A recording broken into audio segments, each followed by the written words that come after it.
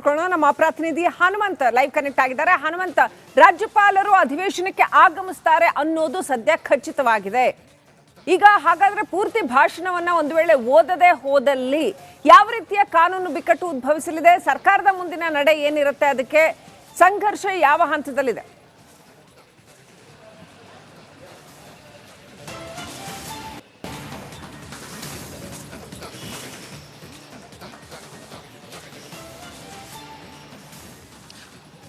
ಶ್ರೀಲಕ್ಷ್ಮಿ, ಇಲ್ಲಿ ಸಾಂವಿಧಾನಿಕ ಬಿಕ್ಕಟ್ಟಿನ ಜೊತೆಗೆ ರಾಜ್ಯಪಾಲರ ಭಾಷಣದ ಮೂಲಕ ಸರ್ಕಾರ ಕೇಂದ್ರ ಸರ್ಕಾರಕ್ಕೆ ಚಾಟಿ ಬೀಸಲೇಬೇಕು ಅನ್ನೋ ತೀರ್ಮಾನಕ್ಕೆ ಸರ್ಕಾರ ಬಂದಂತೆ ಕಾಣಿಸುತ್ತೆ. ಯಾಕೆ ಅಂತಂದು ಹೇಳಿದ್ರೆ 11 ಪ್ಯಾರಾಗಳಲ್ಲಿ ಏನು ಉಲ್ಲೇಖ ಆಗಿರುವಂತ ಅಂಶಗಳನ್ನ ಕೈ ಬಿಡಬೇಕು ಅನ್ನೋ ಒಂದಷ್ಟು ಸೂಚನೆಗಳನ್ನ ರಾಜ್ಯಪಾಲರು ಕೊಟ್ಟಿದ್ರು. ಇಲ್ಲ, ಸಚಿವ ಸಂಪುಟ ನಿರ್ಣಯ ಮಾಡಿರುವಂತಹ ಭಾಷಣದ ಪ್ರತಿಯನ್ನ ಓದಲೇಬೇಕು, ಅದು ಸಂವಿಧಾನದ 176ನೇ ಏನು ಅನುಚ್ಛೇದ 1 ಏನಿದೆ ಅದರ ಪ್ರಕಾರ ಅದು ನಿಮ್ಮ ಕರ್ತವ್ಯ ಅನ್ನುವಂತಹ ವಾದವನ್ನ ಸರ್ಕಾರ ಮುಂದೆ ಇಡ್ತಾ ಇದೆ. ಇದರ ನಡುವೆ 10:55ಕ್ಕೆ ರಾಜ್ಯಪಾಲರನ್ನ ಸ್ವಾಗತ ಮಾಡಲಿಕ್ಕೆ ಸಿಎಂ ಸಿದ್ದರಾಮಯ್ಯ ಸೇರಿದಂತೆ ಸರ್ಕಾರವು ಮತ್ತೆ ವಿಧಾನಸಭಾ ಸಭಾಧ್ಯಕ್ಷರು ಮತ್ತೆ ವಿಧಾನ ಪರಿಷತ್ನ ಸಭಾಪತಿಗಳು ಎಲ್ಲರೂ ಕೂಡ ಸಿದ್ಧವಾಗಿದ್ದಾರೆ. ರಾಜ್ಯಪಾಲರು ಬಂದು ಭಾಷಣವನ್ನ ಮಾಡುವಂತ ಸಂದರ್ಭದಲ್ಲಿ ಭಾಷಣ ಮಾಡ್ತಾರಾ ಇಲ್ವಾ ಅನ್ನುವಂಥದ್ದು, ಬರ್ತಾರಾ ಇಲ್ವಾ ಅನ್ನುವಂಥದ್ದು ಇನ್ನೂ ಕೂಡ ಒಂದಷ್ಟು ಗೊಂದಲಕಾರಿಯಾಗಿದೆ.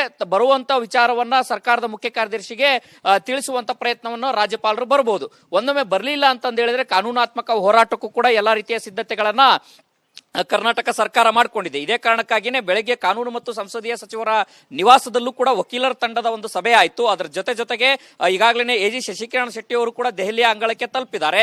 ಇಲ್ಲೇನಾದ್ರೂ ಭಾಷಣಕ್ಕೆ ಏನಾದ್ರೂ ಬರಲಿಲ್ಲ ಅಂತಂದು ಹೇಳಿದ್ರೆ ಅಲ್ಲಿ ಕಾನೂನಾತ್ಮಕ ಹೋರಾಟಕ್ಕೂ ಕೂಡ ಎಲ್ಲಾ ರೀತಿಯ ತಯಾರಿಗಳನ್ನ ಮಾಡುವಂತ ಪ್ರಯತ್ನದಲ್ಲಿದ್ದಾರೆ. ಇದರ ನಡುವೆ ರಾಜ್ಯಪಾಲರು ಏನಾದ್ರೂ ಸದನಕ್ಕೆ ಬಂದು ಭಾಷಣವನ್ನ ಮಾಡ್ತಾರಾ ಇಲ್ವಾ, ಭಾಷಣ ಓದುವ ಬಗ್ಗೆ ಇನ್ನೂ ಕೂಡ ರಾಜ್ಯಪಾಲರ ಕಚೇರಿಯಿಂದ ಯಾವುದೇ ರೀತಿಯ ಸ್ಪಷ್ಟವಾದಂತ ಒಂದು ಸಂದೇಶಗಳು ಬಂದಿಲ್ಲ. ಆದ್ರೆ ಒಂದು ಸದನಕ್ಕೆ ಬಂದು ರಾಜ್ಯಪಾಲರು ಏನಾದ್ರೂ ಭಾಷಣ ಮಾಡಲಿಲ್ಲ ಅಂತಂದು ಹೇಳಿದ್ರೆ ಅದು ಸಹಜವಾಗಿ ಆಡಳಿತ ಮತ್ತು ವಿಪಕ್ಷಗಳ ನಡುವೆ ಒಂದಷ್ಟು ಗದ್ದಲಕ್ಕೆ ಕಾರಣವಾಗುತ್ತೆ. ಮತ್ತೆ ಸರ್ಕಾರವು ಕೂಡ ರಾಜ್ಯಪಾಲರ ಮೇಲೆ ಒಂದಷ್ಟು ಕಾನೂನಾತ್ಮಕ ಹೋರಾಟಕ್ಕೂ ಕೂಡ ಎಲ್ಲಾ ರೀತಿಯ ತಯಾರಿಗಳನ್ನ ಮಾಡಿಕೊಳ್ಳಬಹುದು. ಯಾಕಂತಂದು ಹೇಳಿದ್ರೆ ಹಿಂದೆ ತಮಿಳುನಾಡಿನಲ್ಲೂ ಮತ್ತೆ ಕೇರಳದಲ್ಲೂ ಕೂಡ ಇಂಥದ್ದೇ ಮಾದರಿಯ ಒಂದು ಪ್ರಸಂಗ ನಡೆದಂತ ಸಂದರ್ಭದಲ್ಲಿ ಅಲ್ಲಿ ತಮಿಳುನಾಡಿನಲ್ಲಿ ರಾಜ್ಯಪಾಲರು ಬಂದು ಭಾಷಣದ ಪ್ರತಿಯನ್ನ ಓದದೇನೆ ವಾಪಸ್ ಹೋಗಿರುವಂತಹ ಪ್ರಸಂಗಗಳು ಕೂಡ ನಡೆದಿದ್ದಾವೆ. ಯಾವುದೇ ಕರ್ನಾಟಕದಲ್ಲೂ ಅಂತದ್ದೊಂದು ಸಾಂವಿಧಾನಿಕ ಬಿಕ್ಕಟ್ಟು ಶುರುವಾದ್ರೆ ಅದು ಸಹಜವಾಗಿ ಗವರ್ನರ್ ವರ್ಸಸ್ ಗವರ್ನಮೆಂಟ್ ಅನ್ನೋ ಜಟಾಪಟಿಗೆ ಮತ್ತೊಂದು ವೇದಿಕೆ ಆಗುತ್ತೆ. ಆ ವೇದಿಕೆ ಇವತ್ತು ಸಾಕಷ್ಟು ರಾಜಕೀಯ ಕಾಳಗವಾಗಿ ಮಾರ್ಪಡುತ್ತೆ. ಶ್ರೀಲಕ್ಷ್ಮಿ, ಹನುಮಂತು, ಇನ್ನು ಈ ಹಿಂದೆ ಕರ್ನಾಟಕದಲ್ಲಿ ಈ ರೀತಿ ಭಾಷಣದ ವಿಚಾರ ಪಡ್ಕೊಳ್ಳೋಣ. ನಮ್ಮ ಪ್ರತಿನಿಧಿ ಹನುಮಂತ ಲೈವ್ ಕನೆಕ್ಟ್ ಆಗಿದ್ದಾರೆ. ಹನುಮಂತ, ರಾಜ್ಯಪಾಲರು ಅಧಿವೇಶನಕ್ಕೆ ಆಗಮಿಸ್ತಾರೆ ಅನ್ನೋದು ಸದ್ಯ ಖಚಿತವಾಗಿದೆ. ಈಗ ಹಾಗಾದ್ರೆ ಪೂರ್ತಿ ಭಾಷಣವನ್ನ ಒಂದು ವೇಳೆ ಓದದೆ ಹೋದಲ್ಲಿ ಯಾವ ರೀತಿಯ ಕಾನೂನು ಬಿಕ್ಕಟ್ಟು ಉದ್ಭವಿಸಲಿದೆ? ಸರ್ಕಾರದ ಮುಂದಿನ ನಡೆ ಏನಿರುತ್ತೆ? ಅದಕ್ಕೆ ಸಂಘರ್ಷ ಯಾವ ಹಂತದಲ್ಲಿದೆ?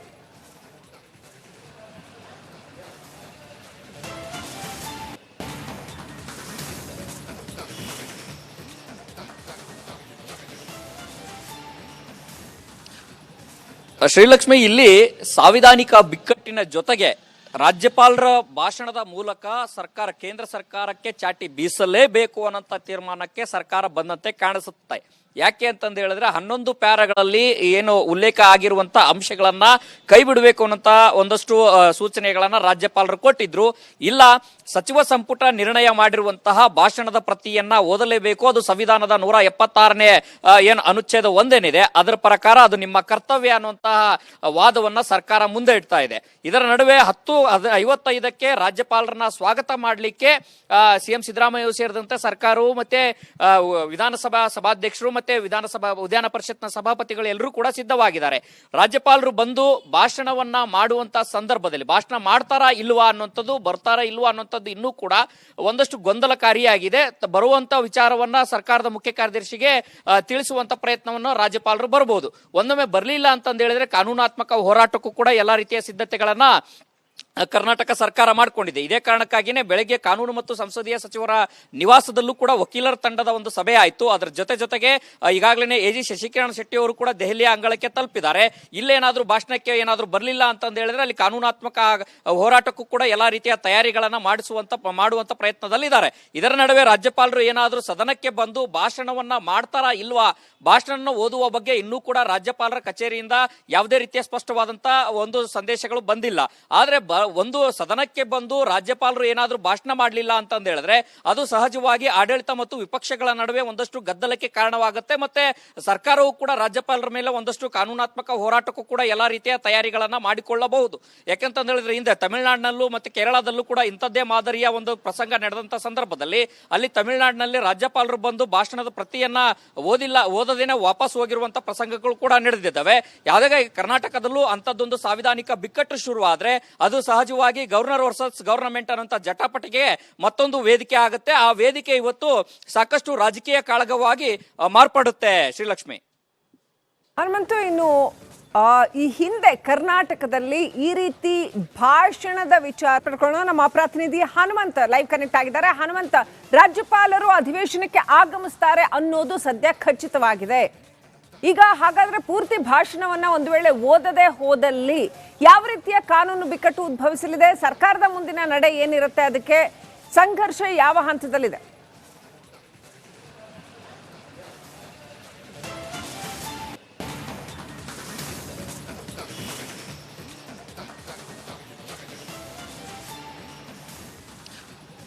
ಶ್ರೀಲಕ್ಷ್ಮಿ, ಇಲ್ಲಿ ಸಾಂವಿಧಾನಿಕ ಬಿಕ್ಕಟ್ಟಿನ ಜೊತೆಗೆ ರಾಜ್ಯಪಾಲರ ಭಾಷಣದ ಮೂಲಕ ಸರ್ಕಾರ ಕೇಂದ್ರ ಸರ್ಕಾರಕ್ಕೆ ಚಾಟಿ ಬೀಸಲೇಬೇಕು ಅನ್ನೋ ತೀರ್ಮಾನಕ್ಕೆ ಸರ್ಕಾರ ಬಂದಂತೆ ಕಾಣಿಸುತ್ತೆ. ಯಾಕೆ ಅಂತಂದು ಹೇಳಿದ್ರೆ 11 ಪ್ಯಾರಾಗಳಲ್ಲಿ ಏನು ಉಲ್ಲೇಖ ಆಗಿರುವಂತ ಅಂಶಗಳನ್ನ ಕೈ ಬಿಡಬೇಕು ಅನ್ನೋ ಒಂದಷ್ಟು ಸೂಚನೆಗಳನ್ನ ರಾಜ್ಯಪಾಲರು ಕೊಟ್ಟಿದ್ರು. ಇಲ್ಲ, ಸಚಿವ ಸಂಪುಟ ನಿರ್ಣಯ ಮಾಡಿರುವಂತಹ ಭಾಷಣದ ಪ್ರತಿಯನ್ನ ಓದಲೇಬೇಕು, ಅದು ಸಂವಿಧಾನದ 176ನೇ ಏನು ಅನುಚ್ಛೇದ 1 ಏನಿದೆ ಅದರ ಪ್ರಕಾರ ಅದು ನಿಮ್ಮ ಕರ್ತವ್ಯ ಅನ್ನುವಂತಹ ವಾದವನ್ನ ಸರ್ಕಾರ ಮುಂದೆ ಇಡ್ತಾ ಇದೆ. ಇದರ ನಡುವೆ 10:55ಕ್ಕೆ ರಾಜ್ಯಪಾಲರನ್ನ ಸ್ವಾಗತ ಮಾಡಲಿಕ್ಕೆ ಸಿಎಂ ಸಿದ್ದರಾಮಯ್ಯ ಸೇರಿದಂತೆ ಸರ್ಕಾರವು ಮತ್ತೆ ವಿಧಾನಸಭಾ ಸಭಾಧ್ಯಕ್ಷರು ಮತ್ತೆ ವಿಧಾನ ಪರಿಷತ್ನ ಸಭಾಪತಿಗಳು ಎಲ್ಲರೂ ಕೂಡ ಸಿದ್ಧವಾಗಿದ್ದಾರೆ. ರಾಜ್ಯಪಾಲರು ಬಂದು ಭಾಷಣವನ್ನ ಮಾಡುವಂತ ಸಂದರ್ಭದಲ್ಲಿ ಭಾಷಣ ಮಾಡ್ತಾರಾ ಇಲ್ವಾ ಅನ್ನುವಂಥದ್ದು, ಬರ್ತಾರಾ ಇಲ್ವಾ ಅನ್ನುವಂಥದ್ದು ಇನ್ನೂ ಕೂಡ ಒಂದಷ್ಟು ಗೊಂದಲಕಾರಿಯಾಗಿದೆ. ಬರುವಂತ ವಿಚಾರವನ್ನ ಸರ್ಕಾರದ ಮುಖ್ಯ ಕಾರ್ಯದರ್ಶಿಗೆ ತಿಳಿಸುವಂತ ಪ್ರಯತ್ನವನ್ನು ರಾಜ್ಯಪಾಲರು ಬರಬಹುದು. ಒಂದೊಮ್ಮೆ ಬರಲಿಲ್ಲ ಅಂತಂದು ಹೇಳಿದ್ರೆ ಕಾನೂನಾತ್ಮಕ ಹೋರಾಟಕ್ಕೂ ಕೂಡ ಎಲ್ಲಾ ರೀತಿಯ ಸಿದ್ಧತೆಗಳನ್ನ ಕರ್ನಾಟಕ ಸರ್ಕಾರ ಮಾಡಿಕೊಂಡಿದೆ. ಇದೇ ಕಾರಣಕ್ಕಾಗಿಯೇ ಬೆಳಗ್ಗೆ ಕಾನೂನು ಮತ್ತು ಸಂಸದೀಯ ಸಚಿವರ ನಿವಾಸದಲ್ಲೂ ಕೂಡ ವಕೀಲರ ತಂಡದ ಒಂದು ಸಭೆ ಆಯಿತು. ಅದರ ಜೊತೆಗೆ ಈಗಾಗಲೇ ಎಜಿ ಶಶಿಕಿರಣ್ ಶೆಟ್ಟಿ ಅವರು ಕೂಡ ದೆಹಲಿಯ ಅಂಗಳಕ್ಕೆ ತಲುಪಿದ್ದಾರೆ. ಇಲ್ಲೇನಾದ್ರೂ ಭಾಷಣಕ್ಕೆ ಏನಾದ್ರೂ ಬರಲಿಲ್ಲ ಅಂತಂದು ಹೇಳಿದ್ರೆ ಅಲ್ಲಿ ಕಾನೂನಾತ್ಮಕ ಹೋರಾಟಕ್ಕೂ ಕೂಡ ಎಲ್ಲಾ ರೀತಿಯ ತಯಾರಿಗಳನ್ನ ಮಾಡುವಂತ ಪ್ರಯತ್ನದಲ್ಲಿದ್ದಾರೆ. ಇದರ ನಡುವೆ ರಾಜ್ಯಪಾಲರು ಏನಾದ್ರೂ ಸದನಕ್ಕೆ ಬಂದು ಭಾಷಣವನ್ನ ಮಾಡ್ತಾರಾ ಇಲ್ವಾ, ಭಾಷಣ ಓದುವ ಬಗ್ಗೆ ಇನ್ನೂ ಕೂಡ ರಾಜ್ಯಪಾಲರ ಕಚೇರಿಯಿಂದ ಯಾವುದೇ ರೀತಿಯ ಸ್ಪಷ್ಟವಾದಂತ ಒಂದು ಸಂದೇಶಗಳು ಬಂದಿಲ್ಲ. ಆದ್ರೆ ಒಂದು ಸದನಕ್ಕೆ ಬಂದು ರಾಜ್ಯಪಾಲರು ಏನಾದ್ರೂ ಭಾಷಣ ಮಾಡಲಿಲ್ಲ ಅಂತಂದು ಹೇಳಿದ್ರೆ ಅದು ಸಹಜವಾಗಿ ಆಡಳಿತ ಮತ್ತು ವಿಪಕ್ಷಗಳ ನಡುವೆ ಒಂದಷ್ಟು ಗದ್ದಲಕ್ಕೆ ಕಾರಣವಾಗುತ್ತೆ. ಮತ್ತೆ ಸರ್ಕಾರವು ಕೂಡ ರಾಜ್ಯಪಾಲರ ಮೇಲೆ ಒಂದಷ್ಟು ಕಾನೂನಾತ್ಮಕ ಹೋರಾಟಕ್ಕೂ ಕೂಡ ಎಲ್ಲಾ ರೀತಿಯ ತಯಾರಿಗಳನ್ನ ಮಾಡಿಕೊಳ್ಳಬಹುದು. ಯಾಕೆಂತ ಹೇಳಿದ್ರೆ ಹಿಂದೆ ತಮಿಳುನಾಡಿನಲ್ಲೂ ಮತ್ತೆ ಕೇರಳದಲ್ಲೂ ಕೂಡ ಇಂಥದ್ದೇ ಮಾದರಿಯ ಒಂದು ಪ್ರಸಂಗ ನಡೆದಂತ ಸಂದರ್ಭದಲ್ಲಿ ಅಲ್ಲಿ ತಮಿಳುನಾಡಿನಲ್ಲಿ ರಾಜ್ಯಪಾಲರು ಬಂದು ಭಾಷಣದ ಪ್ರತಿಯನ್ನ ಓದದೇನೆ ವಾಪಸ್ ಹೋಗಿರುವಂತಹ ಪ್ರಸಂಗಗಳು ಕೂಡ ನಡೆದಿದ್ದಾವೆ. ಯಾವುದೇ ಕರ್ನಾಟಕದಲ್ಲೂ ಅಂತದ್ದೊಂದು ಸಾಂವಿಧಾನಿಕ ಬಿಕ್ಕಟ್ಟು ಶುರುವಾದ್ರೆ ಅದು ಸಹಜವಾಗಿ ಗವರ್ನರ್ ವರ್ಸಸ್ ಗವರ್ನಮೆಂಟ್ ಅನ್ನೋ ಜಟಾಪಟಿಗೆ ಮತ್ತೊಂದು ವೇದಿಕೆ ಆಗುತ್ತೆ. ಆ ವೇದಿಕೆ ಇವತ್ತು ಸಾಕಷ್ಟು ರಾಜಕೀಯ ಕಾಳಗವಾಗಿ ಮಾರ್ಪಡುತ್ತೆ. ಶ್ರೀಲಕ್ಷ್ಮಿ ಹನುಮಂತು, ಇನ್ನು ಈ ಹಿಂದೆ ಕರ್ನಾಟಕದಲ್ಲಿ ಈ ರೀತಿ ಭಾಷಣದ ವಿಚಾರ